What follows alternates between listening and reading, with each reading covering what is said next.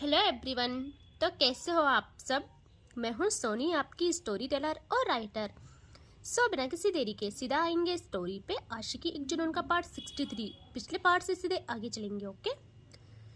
हमें दिखाते हैं सौम्या और रिधि को जो सोफे में थे। दोनों एक दूसरे पे प्यार बरसा रहे थे। आज इतने सालों में ये जो था, ये फीलिंग्स से भरपूर था। ये स्पर्श, ये फीलिंग्स, ये प्यार, ये जुनून, ये सिर्फ भावनाओं और एक दूसरे के प्रति स्नेह की आग थी। दोनों में ना कोई गुस्सा, ना कोई टकरार, कुछ भी नहीं था तो सिर्फ प्यार था। और ऐसे ही सोफे में ही सौम्या रिधि के नेक में हाथ जमाए। पहले उसके फोरहेड पे किस करती है प्यार से, बहुत प्यार से। फिर उसके चीक्स पे किस करती है, फिर उसकी आईज पे, फिर उसकी नोजी पे एंड फिर उसकी चिन पे बहुत प्यार से किस करती है और कहती है I love you so much जान, I love you so much. And फिर बारी आती है उसके लबों की। उस पर ना सौम्या प्यार जताने लगती है बहुत अच्छे से। बहुत टाइम के बाद सौम्या का एक हाथ रिधि की कमर एरिया पे आता है और दूसरा सोफे के ऊपर की साइड पे पकड़ बनाता है। उसने अच्छे से रिधि को होल्ड किया था और रिधि को वो थोड़ा सेट करती है और वह दूसरे ही पल फिर कमर वाला हाथ धीरे धीरे अपनी मंजिल की तरफ जाने लगता है। इनका एक दूसरे पे प्यार बरसाना, किसी एंड ऑल, बिल्कुल ब्रेक नहीं हुई थी। रिधि जैसे फील करती है, उसके होठों की मूवमेंट रुक जाती है और वह देखती है सौम्या को। सौम्या जो अभी भी ब्रेक नहीं कर रही थी, वो कंटिन्यू करे जा रही थी। रिधि के हाथ सौम्या के कॉलर एरिया पे जाके उसे हटाने लगते हैं। सौम्या अब जब डिस्टर्ब होती है वो थोड़ा ब्रेक करके कहती है क्या हुआ जान। रिधि कहती है ये क्या है। सौम्या कहती है क्या क्या है। रिधि कहती है तुम्हारा हाथ देखो, तुम्हें मैं बस थोड़ा सा इजाज़त देती हूँ और फिर तुम हदें भूल जाते हो। सौम्या ना एक सेकंड में अपना हाथ वहीं रख लेती है और रिधि की आंखें बंद। उसी पल रिधि ऐसे ही सौम्या के कॉलर से हाथ हटा के अपना एक हाथ सौम्या के हाथ पे रखती है रोकने के लिए। सौम्या कहती है हाँ भूल जाती हूँ मैं हद, क्योंकि मुझे ज़िंदगी में हदें पसंद नहीं। फिर ये तो मेरा इश्क है, मेरा जुनून है, इसमें कैसे हदें हो सकती है। और रिधि चाह के भी सौम्या को नहीं हटा पाती और सौम्या का हाथ धीरे धीरे बस लाइक हल्का हल्का मूवमेंट करना स्टार्ट करता है। हो रिधि। रिधि कहती है क्या हो गया है तुम्हें, हटो अब बहुत हुआ। सौम्या कहती है सच्ची में। रिधि कहती है हटो जल्दी, मुझे तुमसे। वो बस इतना ही कहती है। सौम्या कहती है क्या तुम्हें मुझसे। रिधि कहती है बकवास मत करो, बस निकलो यहाँ से। सौम्या कहती है अरे ये क्या बात है। हाँ मतलब प्यार व्यार बस 2 पल करती हो, दूसरे ही पल क्या हो जाता है तुम्हें। रिधि कहती है क्योंकि तुम्हें प्यार हजम नहीं होता है, देखा नहीं क्या बन जाते हो फिर तुम, थोड़ा सा भी समझ नहीं आता तुम्हें फिर कुछ और। सौम्या कहती है ओके तो इस चीज़ से प्रॉब्लम है, बट जान ये तो तुम भी तो चाहती हो। रिधि ना प्रॉपर आंखें खोल के घूरती है सौम्या को, उसका कॉलर और तेज पकड़ के कहती है मैं नहीं चाहती, समझे तुम। सौम्या कहती है अच्छा नहीं चाहती। रिधि कहती है हाँ नहीं चाहती। भाई उसका ये कहना था यहाँ जो सौम्या रफ्तार यू नो ना, मतलब जस्ट इन और फिर रफ्तार, फिर रुकना फिर रफ्तार। रिधि पागल हो जाती है, वो कुछ कह ही नहीं पाती। सौम्या के चेहरे पे स्माइल आती है और वो कहती है अगर तुम बोलो तो सच्ची में मैं चली जाऊंगी। बस तुम बोलो एक बार कि तुम चाहती हो मैं चली जाऊं और रुक जाऊं। या रिधि की नेक सोफे से पूरा पीछे हो जाती है और उसके बाल नीचे ज़मीन को चूमने लगते हैं। हाय सिचुएशन समझ रहे हो ना आप लोग। रिधि का हेड सोफे के कॉर्नर पे था, पूरा पीछे हो रखा, उसके बाल हवा में लहराते हुए और उसके हाथ सौम्या के कॉलर पे। आंखें बंद, सांसें उनकी रफ्तार क्या ही बोलूं। कभी सांसें अच्छी चल रही और जैसे सौम्या की स्पीड हो रही वैसे ही सांसें भी बढ़ रही, सांसों का रिदम भी बदल रहा था। सौम्या अपने काम को जारी रखती है और कहती है रिधि मैं सुनना चाहती हूँ, तुम बोलो ना कि मैं चली जाऊँ। बट रिधि के मुंह से सिवाय प्यार भरी मधुर ध्वनि के अलावा कुछ भी नहीं निकलता। सिर्फ प्यारी सी ध्वनि पूरे रूम को महका रही थी और रिद्धि की आवाज़ों में मानो आसमान भी गरजने के लिए बेताब हो गया हो। और उसी पल बाहर बिजली कड़कती है। पहाड़ों का मौसम है, कब क्या हो जाए पता नहीं चलता। और रिद्धि का हाल और खराब हो जाता है। उसे बादल गरजने की आवाज़ से डर लगता था। बादल गरजने की आवाज़ डरा रही थी उसे, और सौम्या का प्यार सुकून दे रहा था, अजियत भी दर्द के साथ साथ। समझ रहे हो, सारी चीज़ें मिक्स फीलिंग्स थी यार। और काफ़ी टाइम के बाद जब सौम्या फील करती है, उसकी उंगलियां बारिश के चलते भीग गई है पूरी तरह। वो देखती है रिद्धि को और रोक के रिद्धि अब जाके सांसें लेती है और सौम्या को देखती है। और सौम्या उसकी आंखों में देखते हुए, भाई क्या बोलूं, अपने को जायका लगाती है बारिश का। अब देखो, समझ जाओ, ठीक है। परसों वाले में सबने बोला था कि यार कुछ समझ नहीं आ रहा, लेकिन समझने वाले समझ जाते हैं, ठीक है। रिद्धि ये देखते हुए अपना मुंह साइड करती है और सौम्या कहती है, क्या हुआ, इधर देखो प्लीज जान, लुक एट मी। रिद्धि कहती है, नहीं, कितने गंदे हो तुम्हें बिल्कुल भी, क्या ही बोलूं मैं, हटो अब यहाँ से, मुझे तुम्हें देखना भी नहीं है। सौम्या कहती है, अरे ये क्या बात है, तुम्हें क्या पता मेरी जान, जब इंसान मेहनत करे और उसके बदले उसे कुछ मिले तो वो फीलिंग्स कितनी प्योर होती है, कितनी पवित्र होती है। उसमें कोई भी खराबी नहीं देखना चाहिए कि छी ये वो सो, कुछ नहीं देखना चाहिए। बस ये देखना चाहिए कि कितनी प्योर फीलिंग्स है। और वैसे भी मैं कुछ भी चीज़ें वेस्ट नहीं करती, खासकर अपनी मेहनत का। रिद्धि का दिल घबरा जाता है और दिमाग ना खराब हो जाता है। वो कहते, देखो तुम्हारी बकवास ज़्यादा हो रही है। और अब रिद्धि उठने को होती है। सौम्या कहती, जान अब तुम देखो, तुमने खुद मुझे चले जाने को नहीं बोला था। और उसी पल सौम्या सेकंड के हिसाब से खुद रिद्धि को उठा देती है, अच्छे से बिठा देती है। और रिद्धि का हेड सोफे में टिक जाता है। उससे लगता है थैंक्स गॉड, अब शांति भरा माहौल रहेगा। बट उसे क्या पता था, उसकी आंखें तब खुलती है जब उसके लब अजियत महसूस करते हैं, क्योंकि सौम्या ने अब ना रुकने का मन बना लिया था। रिद्धि सौम्या को खुद से दूर हटा देती है, और हटाती मतलब कि बस थोड़ा ब्रेक होता है इनका मूवमेंट। रिद्धि कहती है, देखो तुम निकलो अब। सौम्या कहती है, जान सुनो मेरी बात, देखो आपको पता है ना वो सूप कितना मिर्ची वाला था। मेरे मुंह में छाले पड़ गए जब से मैंने वो सूप पिया है, समझ लियो ना। मुझे राहत चाहिए, मेरे लोगों को राहत चाहिए। रिद्धि कहती है, तो दी राहत तुम्हें, और क्या चाहिए। सौम्या कहती है, नहीं मैं किसी, प्लीज़ रिद्धि। और रिद्धि कहती है, देखो प्लीज़ बात मान जाओ। सौम्या रिद्धि के बालों में हाथ ले जाती है, थोड़ा टाइट पकड़ती है। उसे खुद पता नहीं वो क्या कर रही है। यहाँ सौम्या कहती है, रिद्धि प्लीज मुझे मजबूर मत करो। रिद्धि की आंखों में रेडनेस पड़ जाती है, लाल हो जाती है उसकी आंखें।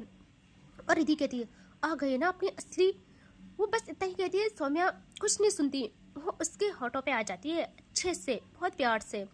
और जैसे आती है कुछ अरसे के बाद, रिद्धि भी यार नहीं रोकती खुद को अब, क्योंकि सौम्या के जो हाथों की कला थी ना, वो पत्थर को पिघलाकर मोम बना डालती थी। रिद्धि तो उसका प्यार थी, उसका इश्क थी। और ऐसे ही वो रिद्धि को बहुत टाइम तक अपने बस में करती है, ताकि रिद्धि को कंफर्टेबल फील हो। और जब उसे लगता है रिद्धि ने खुद को सौम्या को सौंप दिया है पूरी तरह, रिद्धि को तो पता भी नहीं चलता कब सौम्या ने लोवर को जमीन के तले लगवा लिया है। बारिश जो हो रही थी बाहर, क्या ही बोलूं, रिद्धि की मधुर आवाजें रूम में ही कैद होके रह जाती है उनकी आवाजों से, क्योंकि बादल गरज रहे थे। और अब सौम्या जल्दी से नीचे बल बैठ जाती है, भाई देख रहे हो। और रिद्धि सोफे पे बैठी थी, समझ रहे हो ना। और रिद्धि की आंखें बंद थी। सौम्या बैठ के देखती है एक नज़र रिद्धि को, और हाथ सोफे पे जमाए, बस अपने माउथ को राहत देती कि उनका डोर होता है नॉक, ठीक है। ओ भाई, रिद्धि की आंखें प्रॉपर खुल जाती है और सौम्या को कोई फर्क ही नहीं पड़ता। वो शुरू होती है, रिद्धि उसका हेड हटा देती है और कहती है, कौन है देखो तो एक बार। सौम्या कहती है, जान कोई भी हो, रहने दो ना प्लीज। रिधि कहती है देखो तुम अपना पागलपन ना कम कर लो थोड़ा सा, समझे। और सौम्या सुनती ही नहीं, वो अगेन होने को होती है कि रिधि दोबारा उसका हेड पकड़ के उसके हेड पे हाथ रख के उसे पीछे हटा देती है, क्योंकि नॉक बार बार हो रहा था दरवाजा। यहाँ सौम्या इरिटेट हो जाती है और कहती कौन है तुम लोगों को कितनी बार बोलूं मेरी रूम तक आने की हिम्मत मत किया करो। यहाँ एक सर्वेंट कहती है माफ़ करना आपको वो दादी बुला रही है, कोई आए हैं आपसे मिलने, उनका कहना है कि जरूरी मीटिंग है, तो आप आ जाइए। सौम्या कहती है जाओ तुम यहाँ से, और वो चली जाती है। यहाँ सौम्या अगेन देखती है रिधि को, अगेन शुरू होती। रिधि कहती है देखो जाओ जल्दी, वरना फिर मुझे ही इसका जिम्मेदार ठहराया जाएगा। सौम्या बिल्कुल नहीं सुनती और अगेन बस टच करती कि रिधि कहती है तुम्हें सुनाई नहीं दे रहा है मैं क्या बोल रही हूँ, और ये क्या कर रहे हो। वो इतना ही बोलती है कि सौम्या का एक टच रिधि में तूफान पैदा कर देता है। वो ऐसे ही छूते हुए कहती है सौम्या सेठ की जान क्या बात लेके बैठ गई हो आप, इस वक्त क्या बात लेके बैठ गई हो। आई प्रॉमिस मैं आपके एक इशारे पे दुनिया इधर से उधर कर लूँगी, बट जान अभी प्लीज़ मत रोकना। और फिर दूसरे ही पल सौम्या अपने मौत का जादू बिखेरती है। रिधि ना चाहते हुए भी, या ये समझ लो चाहते हुए भी, जो भी समझो, कुछ नहीं कर पाती। सौम्या सच में ऐसे ही रिधि को फारिग करने का हुनर रखती थी। वो काफ़ी टाइम तक रिधि को बहुत पागल बनाती है, खुद के लिए बहुत ज़्यादा। रिधि के हाथ सौम्या के बालों पे थे, और ऐसा नहीं कि रिधि को खराब लगा या कुछ भी। रिधि खुद सौम्या को अपने करीब पुश कर रही थी। होता है ना, बहुत टाइम के बाद सौम्या को शांति नसीब होती है, और रिधि पूरा सोफे में टिक जाती है काफ़ी देर तक। उसकी आंखें बंद थी, और सौम्या ऐसे ही उठ के रिधि को अपनी गोदी में लेती है, उसे गोदी में उठा लेती है और ले आती है बेड में, और अच्छे से उसे रख के उसका माथा चूमती है प्यार से, और कहती है आई लव यू जान। ब्लैंकेट ओढ़ती है दोनों में, और रिधि को देखती है सौम्या। रिधि भी अपने सुकून में गुम थी। सौम्या कहती है जान ठीक हो ना आप, मतलब दर्द या कुछ और तो नहीं है ना, वरना मैं मेडिसिन अप्लाई करती हूँ। रिधि कहती है जल्दी से नहीं कोई जरूरत नहीं है, मैं ठीक हूँ। सौम्या स्माइल करती है और कहती है ओह जान क्यों हो आप ऐसे, प्रॉमिस मैं आपको तंग नहीं करूँगी, सिर्फ सुकून दूंगी। रिधि कहती है नहीं कोई जरूरत नहीं है तुम्हारे सुकून की, बोला ना मैंने। तभी सौम्या ना कहती है आई नो कितनी जरूरत नहीं है आपको, मैंने जो तीखा सूप पिया था आपके हाथों से बना हुआ स्पेशल रेसिपी थी ना आपकी, वो उससे जो मेरे मुख को सुख मिला था, मैंने सूद समेत वो सुख आपको लौटा दिया। रिधि को ना तंग कर रही थी वो। रिधि सौम्या पे मारने लगती है। यह सौम्या कहते अरे ये क्या बात है जान, वैसे सच बताओ ना कहाँ से आया ये आइडिया इतना अच्छा सूप बनाने का, बोलो। तभी इनका डोर अगेन नॉक होता है। यार रिधि सौम्या की सर जकड़ लेती है इस वक्त, मानो वो उसे जाने नहीं दे रही हो, उसे ये मोमेंट चाहिए था। सौम्या कहती अरे अभी क्या हुआ, उस टाइम तो मुझे यहाँ से बाहर निकाला जा रहा था, अभी देखो मैडम जी को रोका जा रहा है मुझे, हद है, कितना प्यार किया जा रहा है। रिधि कुछ कहती अगेन डोर नॉक होता है, और यहाँ सौम्या कहती कौन है अब। तभी वहाँ से आवाज आती है मैं हूँ, दरवाजा तो खोलो। वहाँ थी सौम्या की माँ, और सौम्या देखती है रिधि को और रिधि सौम्या को, और रिधि कहती देख क्या रहे हो, कपड़े दो मेरे। यहाँ सौम्या को सेंस आता है, वो जल्दी से उठ के दे देती है रिधि को ढूंढ के, और रिधि पहनने लगती है। सौम्या तो उसके पास बैठे बस उसे देखी जा रही थी, और घबराहट और जल्दबाजी में रिधि से ढंग से लग भी नहीं रहा था। और उसकी माँ समझ जाती है कि उनको ना विश्वास वैसे भी था अपनी बच्चे पे, अच्छा खासा विश्वास था। यहाँ सौम्या कुछ कहती, वो कहती अच्छा ठीक है, अगर टाइम मिले तो मेरे पास आ जाना, रूम में ही हूँ मैं अपने। और वो स्माइल कर वहाँ से चली जाती है। यहाँ रिधि देखती है सौम्या को और कहती देखा माँ चली गई ना, क्या सोचा होगा उन्होंने मेरे बारे में, और सब तुम्हारी वजह से है। सौम्या कहती ओह ओके ठीक है ना, और सुनो आप मामा से मिले हो। रिधि कहती है नहीं मिली, बात होने भी देती है तुम्हारे घर की डॉन नंबर 1, किसी से हर वक्त तो बहुओं को किसी न किसी काम पे बिजी ही रखवाती है वो, इसीलिए तो मुझे ज़्यादा टेंशन हो रही कि पहली बार मिलने वो खुद आई, और हमारा यहाँ ये चल रहा था, तुम्हारी वजह से हुआ सब, क्यों नहीं मानते मेरा कहा। ना टाइम देखते हो ना ही कुछ। यहाँ सौम्या कहते जान I love you so much ना, तुम्हें पता है ना मैं कैसी हूँ। नहीं होता मुझसे फीलिंग्स कंट्रोल अपनी, और उसमें मेरी गलती नहीं है, गलती आपकी है। आप इतनी सुंदर तो होगी। रिद्धि कहते चुप कर जाओ।